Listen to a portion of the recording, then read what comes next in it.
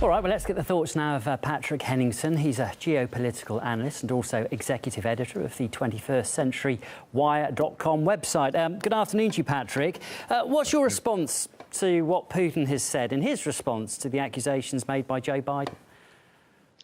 Well, first, I'm not surprised by Putin's response. I detected some exasperation in his response. I mean, after all, it's been years now since the 2016 election. And, you know, so, I mean, in terms of Biden's statement, this is a president that can't even give a press conference. We're past 50 days now. He's, you know, effectively, politically speaking anyway, in hiding, you know, compared to past presidents. And so he's now excoriating. He comes out just flippantly excoriating another UN Security Council member in Russia. So, you know, this is a problematic situation for the Democrats because they've relied on Donald Trump and they've relied on the anti-Russia narrative to really carry them in opposition for 5 years now. And ratings are down with all the major networks. And you just saw what the result of that is that so this is the only thing that Biden can do to, I guess, throw a solid to his base, to throw a solid back to the media that really carried the Russiagate narrative for 5 years. So it's sad, but I'm not surprised. Was this the response that many people were expecting from Vladimir Putin? Or do you think, you know, if Joe Biden made those accusations, presumably he was expecting something more severe from the Kremlin, do you think?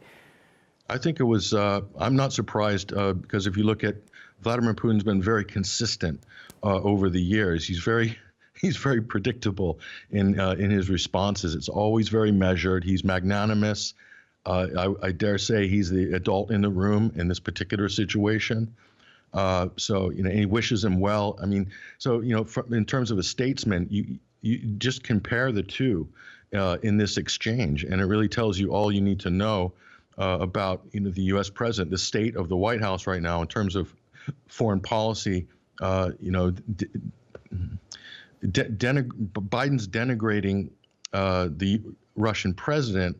And at the same time, the CIA, the intelligence communities, accusing Putin of denigrating Biden's reputation during the election. Now, if they're talking about the 2020 election, it doesn't take a lot to do that. If you look at Ukraine Gate, you look at the Hunter Biden story that was spiked, you look at the way the media, Silicon Valley, the intelligence community all bandied together to really coordinate this narrative, to keep this narrative in place that's so essential for the Democrats and for Joe Biden himself being directly involved in what's arguably a lot of corruption in the Ukraine. That's a historic record by now. Even on camera, he's said so much himself. So this is just more damage control in a sense, and they're really just putting off the inevitable. The inevitable is that they're going to have to come to terms with the fact that this is a collapsed narrative. They're addicted to this Russiagate narrative, and then there's nothing, they don't have anything to go forward with in terms of diplomacy or really original thinking. And I'm afraid this is a prelude to possibly more aggressive operations in the Ukraine, for instance, the way things are going in that country.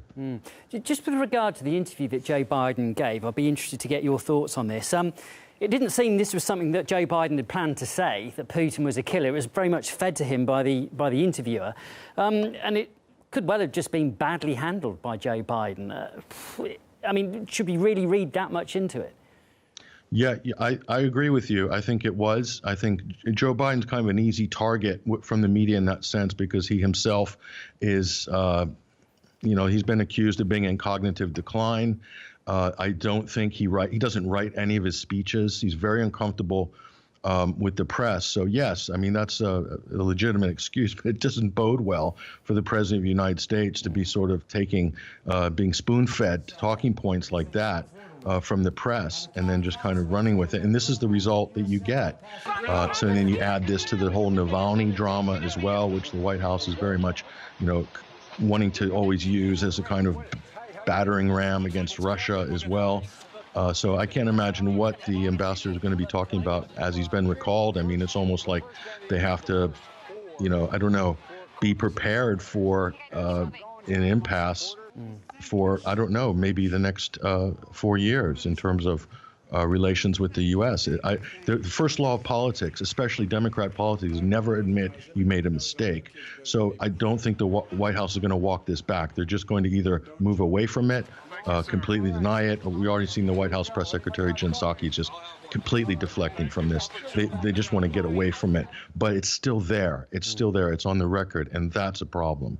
Interesting. OK, Patrick, look, we'll leave it there. Nice to talk to you. That was Patrick Henningsen, geopolitical analyst, executive editor of 21stCenturyWire.com. Thanks for your time. Thank you.